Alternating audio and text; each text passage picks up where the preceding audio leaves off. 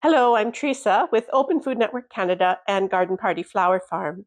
Over the past couple of months, Open Food Network has had a project to nurture some flower collectives in the Greenbelt. And in this video, I'm going to introduce those three collectives, we call them hubs, and talk a little bit about the metrics, their online sales, some of the common products, buying patterns, and also include some thoughts and some suggestions from debriefing with these hubs about next year. And if you're interested in either selling or buying from one of these hubs, or interested in starting your own flower collective in the Greenbelt or elsewhere, some of this might be helpful to you. At least I hope so. Stay tuned. It's my great pleasure to introduce you to these three hubs located in the Greenbelt who have the sales behind this analysis. First, the Local Flower Collective in Toronto, started by florists and growers working together. Highest sales, most designers, most buyers. It sells not just online and in a kind of market spontaneous shop for things that aren't pre-ordered, but it also takes advance orders. Some of the growers in this hub will reserve product for designers. Next, we have the Millgrove Flower Hub. This is located in the greater Horseshoe area and started by one grower in particular who wanted to expand her own sales and contribute to the sector. And here we have similarly online sales, but also spontaneous sales for designers who have not pre-ordered. And then finally, the Niagara Flower Collective, located in the escarpment. And this hub, like the others, sells both online and offers spontaneous sales. They have a focus on ecological growing given their location, and it was started by two farmers who came together in a partnership and invited others to the table. So, the three flower hubs. So all these collectives work in approximately the same way, and let me just explain that. They list their flowers, all the farmers list their flowers in an online marketplace. The coordinator of the collective then shares that store with the designers and the buyers. The buyers buy. When the store closes, pick and pack lists are automatically sent to the appropriate growers. So growers now kick into action.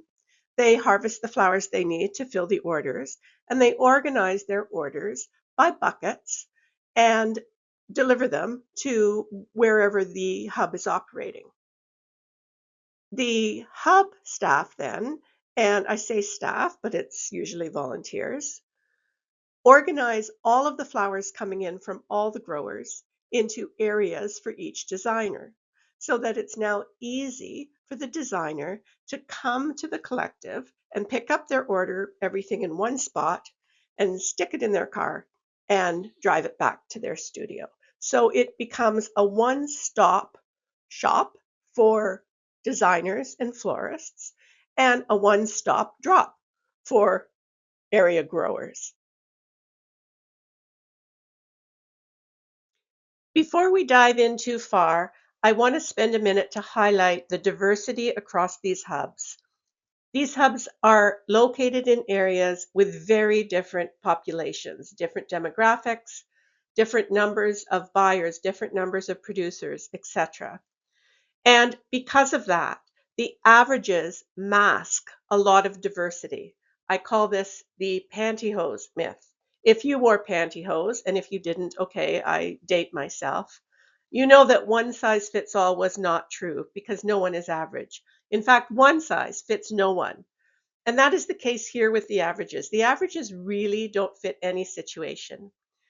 These hubs had collective sales of $300,000 in 2025, but you can see that that ranged between 32,000 in one hub and 224,000 in another hub. Similarly, if you look at the number of farmers, you see the range. And if you look at the average return to farmer, you see the range. So I mention this because It's important to remember the average is just that. It's an average, it's a mathematical number. It does not describe anyone in a particular situation. So let's go on. Let's first look at buyers and their orders. So there is a key difference in the hubs if we look at how consistently the designers and buyers are buying. So for example, if you look at this, first look at the average order size, and you can see that it is relatively consistent across all sizes of hubs. So this is interesting. There's a more or less set amount that a buyer is going to buy in a wholesale flower hub in a given week. Of course, there's a range here, but on average, no matter how many buyers they have, they're going to buy about $140 worth a week.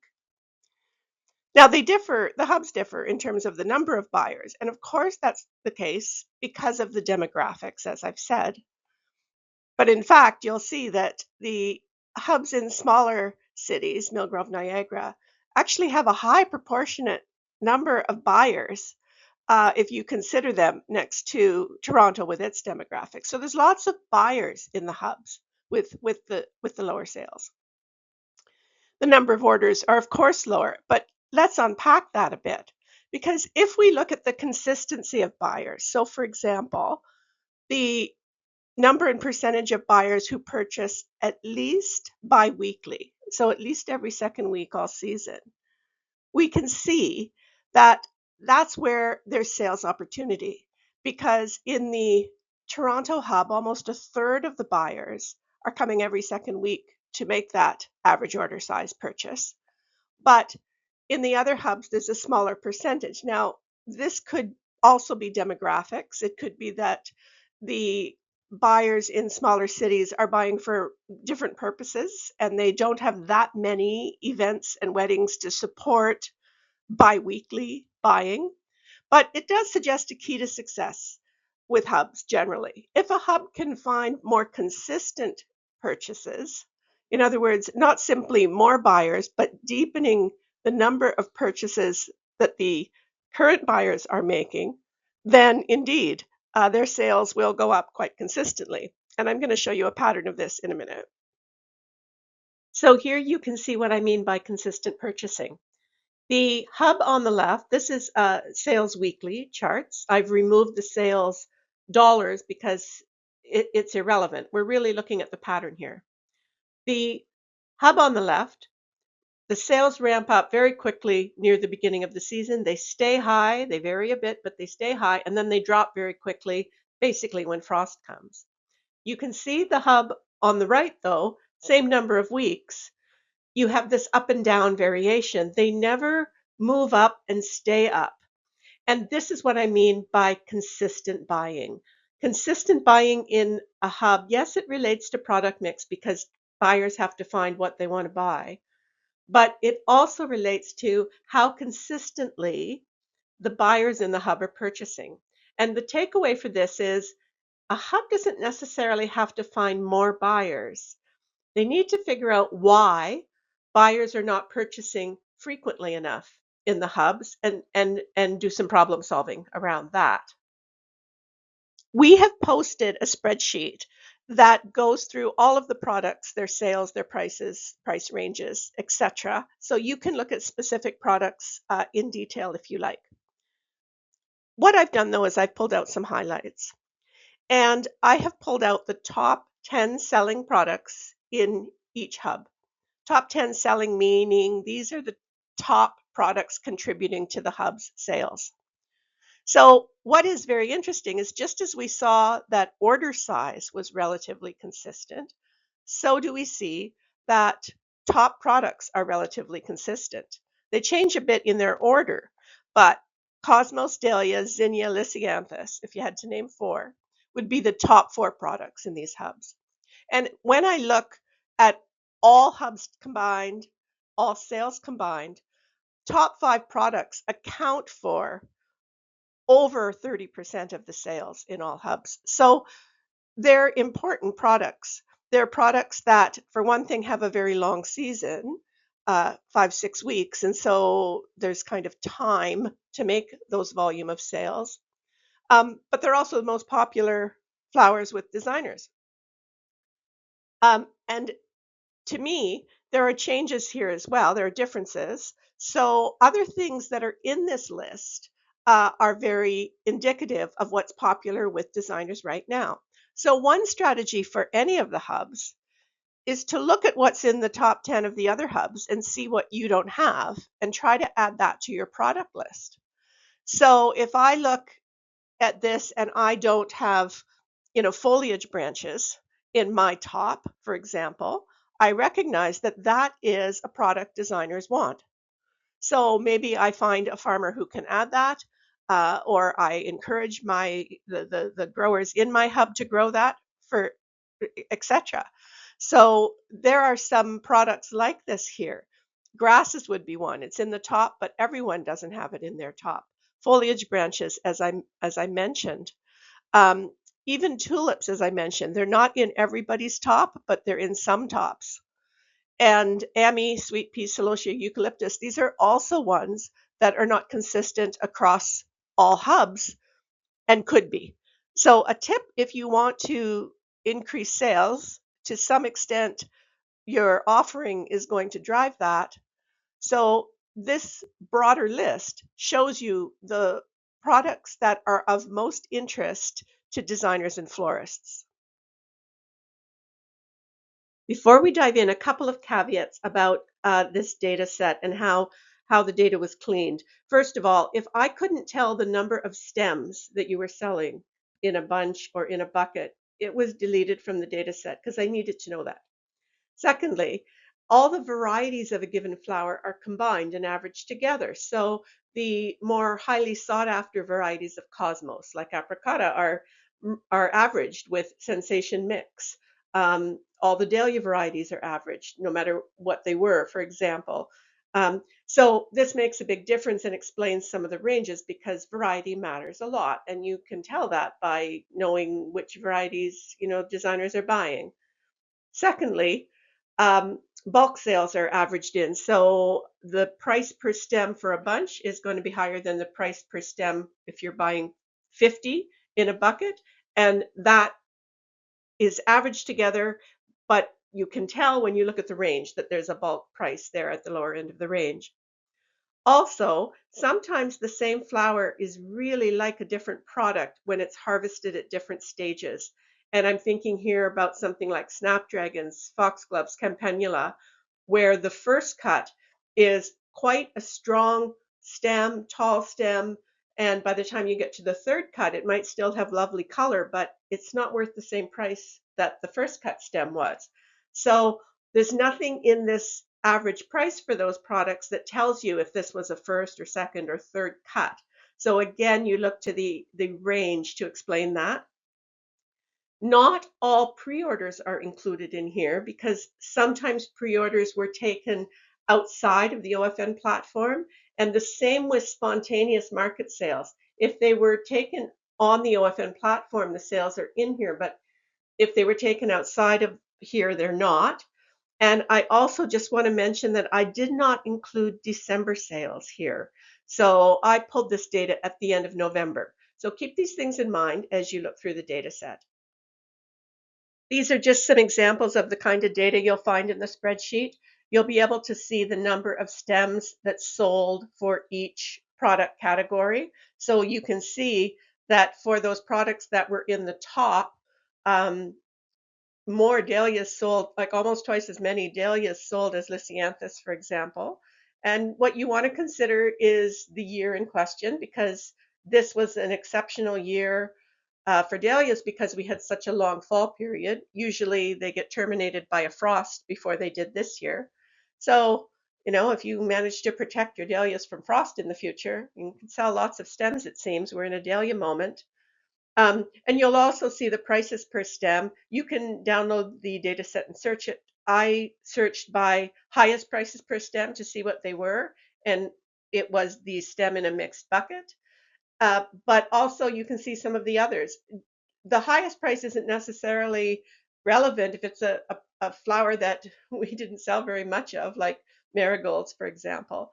But most of these other flowers also sold pretty significant amounts. So This is the examples of the kind of information you'll see in the sheet. And the sheet will also give you the ranges for every different flower category. So you can see the dahlia price, $1.85 a stem was average, but what a huge range. And what explains that? Well, for example, imagine you had a lovely high demand colored dahlia and you had it early because it was grown in your hoop house and it just happened to match exactly what a designer needed for a wedding. She is going to pay $4 for that dahlia. She won't be able to get it anywhere else from anyone else at that date. But then imagine that it's uh, the first week of October and you know you're on borrowed time, that a frost could happen at any moment, and you have a field full of orange ball dahlias. So everybody's got them, and you're going to sell them in a mixed bucket or in a straight bulk bucket of dahlias, and the price is going to drop. Same kind of thing for all these flowers. So this is why you really want to look at the range and think about why that might be. You don't just want to take the average price for your flower all season long. And yes, you want to remember the pantyhose myth here. I know you'll look through the data set, but I want to tell you what some of the things were that surprised me, and maybe you have some other surprises there. The top flowers always surprise me. This list is a little bit different from some of the hubs from last year, but the fact that the top 4 or 5 flowers can contribute 50% of the sales is very telling. And partly that's because these top flowers are flowers that are available for many weeks. So there's time there for the sales to happen. Zinnias in the top always surprises me because I think of it as such a common, such an easy flower. It's a high margin item. You make money on zinnias. So it's really great that it's in the top, but it still surprised me. The highest stem price being a stem in a mixed bucket surprised me. I'm going to come back to buckets next. Um, I'm also a little bit surprised that some of the most costly flowers for us to produce, uh, tulips in particular, to some extent ranunculus, other things too, don't contribute that much to the overall sales. They're not in the top 5, for example. Um, it makes me wonder a lot about tulips. When I think of the cost to produce a tulip because I'm buying the bulb every year, uh, not to mention the amount of handling that tulips take, it really makes me wonder if there's something that every grower wants to grow. Wouldn't this be a kind of niche flower where you have some growers in your hub who just kill at tulips and they love growing them and they own them and you leave them own them and you leave them have the sales? Because boy, if you could drop something like tulips from your mix because you don't need it, think of the time that it would save you. So just something to think about. Not, you don't have to grow all the flowers. So look at the ones that are most costly to you to grow. Uh, I'm really glad to see woodies doing well because I think this could be a growing market and it's kind of new. When I looked at hubs a couple of years ago, we didn't see quite as many woodies, and now we do. And they're both foliage branches and flowering branches, two different categories here. Foliage branches sold more than flowering branches just because there's more available throughout the season. But that's something to really be excited about because, of course, your margin is high here, your initial cost is high, but then the woodies are there, and it's not like a constant annual maintenance, for example. And I'm a little surprised that the spring flowering perennials didn't make it into higher sales. Lupins, bleeding hearts, astilbe. The reason this surprises me is in my own farm, these are really high sellers. And so I know designers want them, and I would think they would be in the higher sales categories for the hubs. It could be that people are still waiting for fields to uh, mature. And I know there's been a lot of perennial planting over the last couple of years, so now I kind of hope we don't get into a glut of them. But I was surprised that the spring perennials weren't up there. So look through the data set and come up with your own surprises. So I was surprised when I saw that the highest stem price was a stem in a bucket, and I thought it kind of didn't make sense. So I went and explored, and this is how you want to think about buckets. There are two kinds of buckets in here. There are bulk buckets and there are designer buckets. A bulk bucket is a single flower sold in bulk. So a bucket of cosmos, a bucket of dahlias. And in those cases, the effect of the bucket is volume. So it's to bring the price down. So if you look at a specific flower like cosmos or dahlias or ranunculus, and you see that lower end of the range, and you're trying to explain why, a good explanation is that it might have been sold in a bulk bucket. So it was sold in volume and therefore the price is down. But a designer bucket is kind of the opposite situation. In our data set, I called these mixed buckets. When you sell them, you call them various things. But a mixed bucket is really curated. It's different flowers in a particular palette, a particular style, design ready. And these are the buckets that generate that high per stem price. So the price per stem in a curated bucket is the highest price in the data set. And bulk buckets of the same flower type generate the lowest prices per stem in the data set. So leaving the data set per se and the question of prices now, you can explore this at your leisure and look for whatever products you're interested in. But there were some questions as I spoke with and debriefed with each of these hubs at the end of the season. And I think it's worth tabling those so that we can think about those overall. The first is really about uh, structuring the hub. Do we structure it like a farmer's market where, you go to a market and there are many different sellers and each has their own price and the buyer walks around, they look at the quality, they look at the price, they decide what they want. So prices are discovered in that sense. Or does a hub harmonize prices for different sizes, different types of flowers, perhaps different quality, so that there's more consistency? I think hubs have wondered this. Again, there's not answers to these questions. They're just questions the hub might think about. The second is the role of the hub itself. Do we act as an agent where we are representing the farmers to the buyers? A middleman, really? Because this is what happens in the conventional flower chains. A designer buys from an agent, not doesn't talk directly to the farmer, for example. And the agent has the relationship with the farmers or their other suppliers because those chains are longer.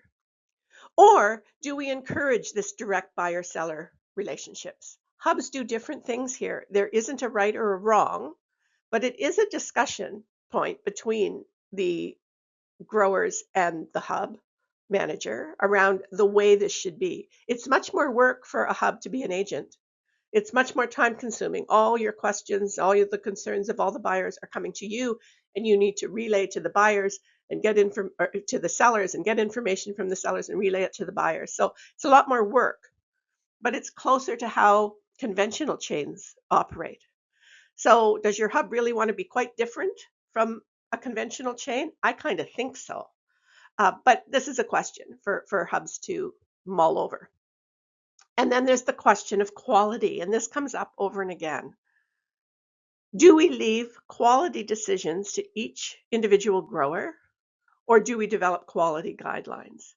This is quite thorny because some hubs feel that I think we just leave it up to the grower and eventually the market will decide. Buyers will learn that certain producers have higher quality standards than others, and the sales will start to concentrate with those producers. Um, Other hubs say yes, but it really only takes a buyer to get poor quality once, and then they drop out of the hub completely. And in fact, it gives a bad name to not just one grower's flowers, but to all growers' flowers. So we want there to be quality guidelines for the sake of the whole sector to raise the understanding of quality sector-wide. It's a very interesting discussion. Certainly, if you look at what quality standards look like, and there are some out there, for example, the Seattle Co-op for me is the best that I've seen. And if you haven't seen that, I know it's a high purchase price, but it is certainly worth buying those standards. Um, it could be that a hub says, in lieu of having our own standards, we're adopting these. But then someone has to review the drop off of the products at the hub to say, is this meeting the quality? And what do you do if it doesn't, etc. So there are thorny issues around quality. And then the question of product mix and product diversity. Do we leave each grower to decide which products to sell, which more or less is what all the hubs do now? But hubs are wondering, is it better if as a hub we develop niches with the growers? So I've alluded to this already. Would it be better for a hub to identify a niche, let's say woody branches, and to say to a grower, I like your woody branches. We're only going to list your woody branches. Because remember, a hub can list all grower products or just some. So does the hub want to play a more active role in deciding what's listed?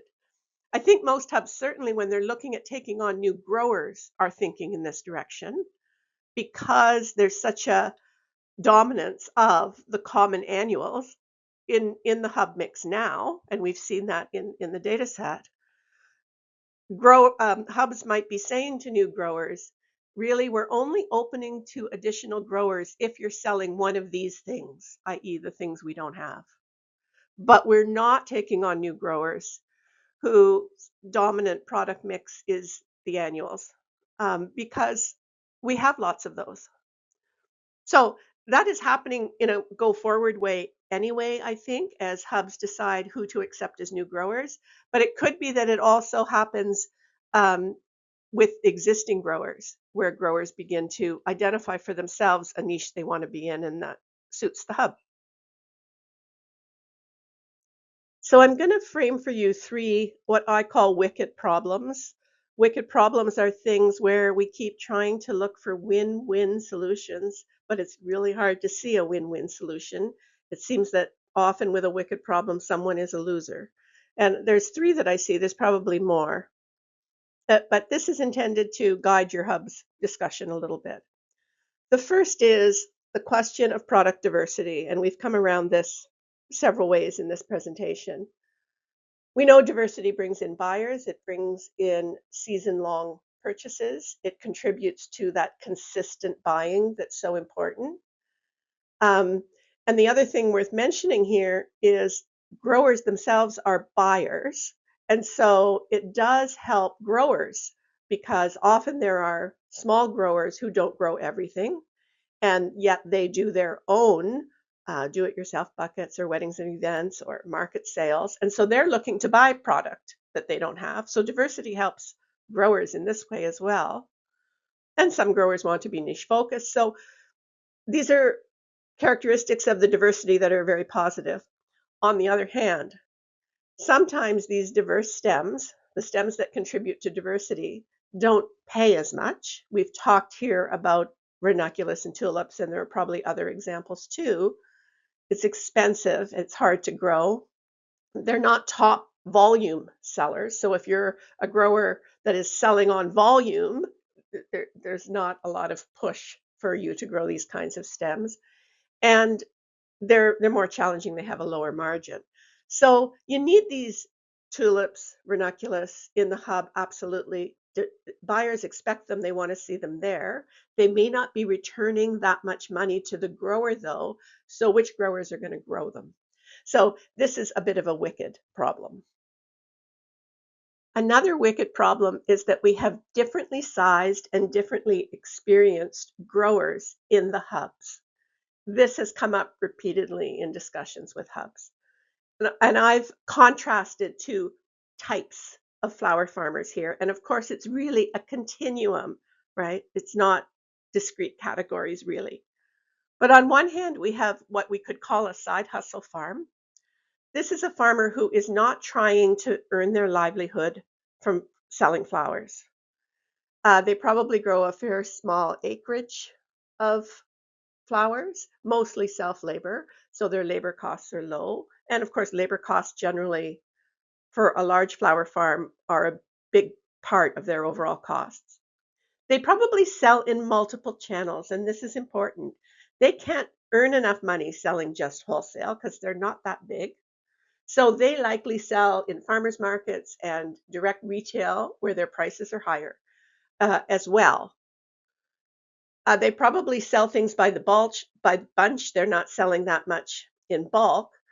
And when the hub forms, these farms don't have a lot of large scale buyers that they're bringing to the hub experience. They are coming to the hub because they don't yet have buyers, and they're thinking the hub will supply access to those buyers for them. On the other hand, we have what we might call livelihood farms.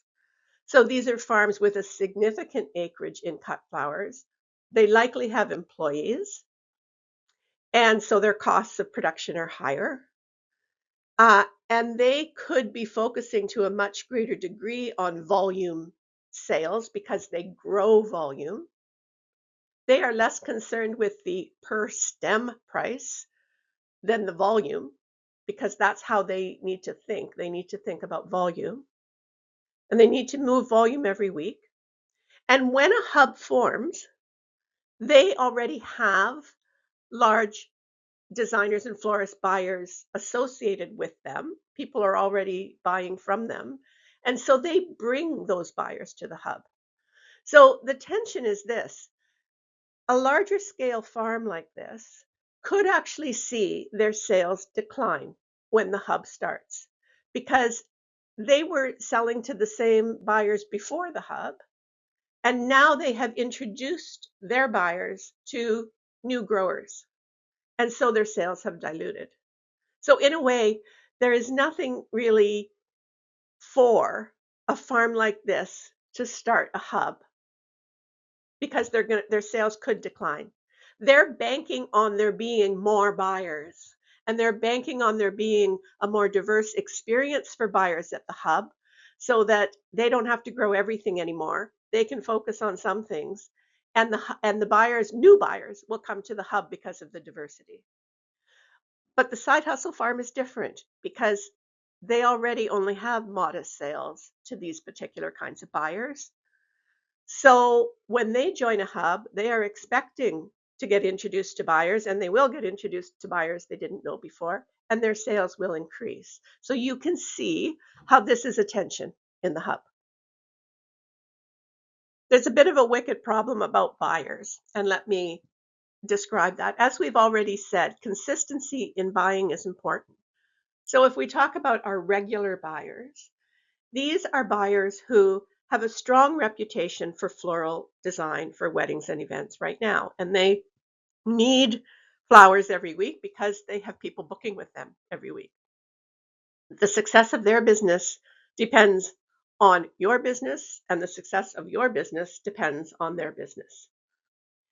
So they have lots of weddings and events. They're looking for that diversity every week. They can find it in a hub.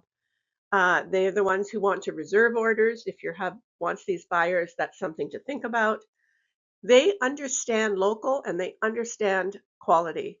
So they are able to make substitutions based on the season as it unfolds. And that's really important when we're selling local flowers. So these are absolutely a strong group of buyers with these characteristics that you want to nurture.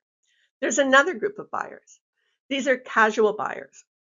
Different strengths here. These may be buyers whose design business is a side hustle, similar to how there are growers whose business is a side hustle. Often, these buyers are growers themselves, as I've mentioned. They are buying in from their fellow growers because they have to fill gaps to meet a particular order, whatever. They generally want to buy by the bunch. They're not often looking for high volume. And they may not have other wholesalers. What I mean by that is often wholesalers of global chain flowers require minimum purchases, require business numbers, etc. And these buyers might not be able to access flowers that way. especially if they're a distance from Toronto. And so they're kind of a captive audience in your hub. That's something positive about these casual buyers that you might think about. On the other hand, they may not really understand local flowers yet and their quality. And so these are the buyers who are wondering, why they can't get Lysianthus in June. So there's a lot of education that's needed with the casual buyers. But these casual buyers, I wouldn't want you to think you shouldn't nurture them. Yes, you want regular buyers. Ideally, you want casual buyers to become regular buyers, but it may not be possible because they may prefer to stay at their scale and they just might not imagine themselves as really busy designers with weddings and events. But they're important because if we want to grow sales in the sector overall, we need to start differentiating our customer groups in these hubs. And casual buyers is an important customer group. The third group that isn't here because they're not currently a large buyer group in these hubs are what I would call a shop florist. So a shop florist, it might be doing weddings and events, that's true, but their business comes from other things too. Every week they're putting out orders of sympathy flowers and birthdays and um, people who walk into shops and buy flowers for hostess gifts, etc. So it is possible that one could shape a hub with different buyer groups, and it's something we should start thinking about. So that leads to some suggestions for next steps. I've already mentioned that one option would be to customize shops for different buyer groups. Some hubs already do this. They have tier 1 and tier 2 buyers, and those buyers get different access to the shop. A tier 1 buyer gets earlier access and perhaps at a lower markup, etc. One of the delightful findings for me was that growers are buying within the hubs. So growers are both buyers and sellers. And it could be that there is a customization of shops specifically for that within hub trade that happens. And it could happen in a different way. I think it's worth thinking about that. The other thing is there were some experiments this past year with hubs offering, in essence, a volume retail kind of hub. By that I mean they offered buckets, do-it-yourself buckets, for brides making weddings and events themselves, for example. And that is an interesting niche because it's kind of in between volume sales for um, event designers, and it's not exactly by the bouquet retail sales. It's in between. Do-it-yourself buckets are kind of easy for growers to do, and we've seen that the prices are high. So that's an interesting whole different shop, um, a retail shop that these hubs might think of doing. Different promotion, different customers. We'll learn something new. I've mentioned already the expanding pre-booking or advance orders or flower reservations. The consistent buyers need this and expect this. So this is a way to nurture consistent buying. And the OFN tools for doing this are coming along. It's been something we've been developing. And so over time, I think this platform will be more honed to be able to do this. Right now, hubs are doing this, and there are workarounds that make this possible. And I'd be happy to overview that with anyone who wants to explore this. The third is considering moving to a cooperative hub model. Not necessarily incorporating as a co-op as your structure, because I know that takes time. And when hubs start out, they, want to gain the experience early. But the thing about the cooperative model, you can take its aspects without being an incorporated structure. The idea that every member must contribute something, whether that's time receiving the flowers, X number of weeks a year, or doing social media promotions, or setting up the shop. There are some hubs where growers rotate the setting up of the shop, for example. And related to this, I think there's the question of a new grower program, and maybe that's something to formalize because we're seeing a lot of new growers interested in hubs. A new grower for a hub is a huge expense. I don't mean that in a negative way, but the hub needs to think about that. The hub manager is going to spend a lot of time with a new grower, not just showing them the tech and explaining what they have to do, but talking about bunch sizes and bucket sizes and quality and when to cut stems. These are the questions new growers have. And right now, there is no really hands on program for them to learn this. And so they turn to the hub and the hub manager for this. And that's too much of a burden.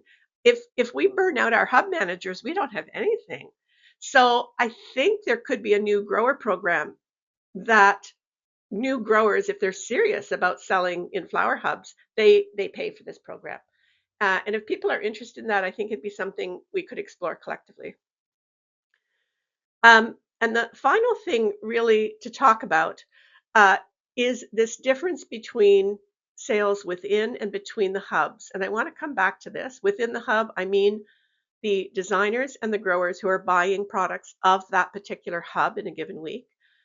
But we could think of between hub sales because these three hubs, yes, they're far apart, but they're not that far apart that product couldn't be sourced and sold between them. Um, and there are some growers who have enough supply that they could sell in multiple hubs.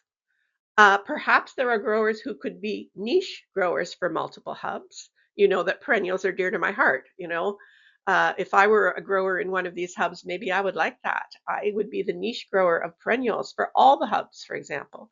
Woodies are the same, tulips are the same, ranunculus is the same. There are products that are niches. And if a grower is really good at them, they want to do it in volume and they're going to need more markets then. So this idea of selling between hubs is really quite interesting, and I think it's worth discussion about. Of course, the dream would be that collectively these three hubs develop a pickup drop-off service where there is a local flower truck that goes between the hubs. It picks up things from growers and then delivers between the hubs. Huge logistics to think through, huge cost to think through, but it's worth thinking about it.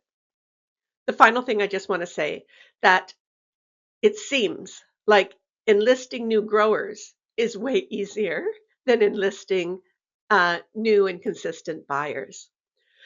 This is part of the sector overall right now.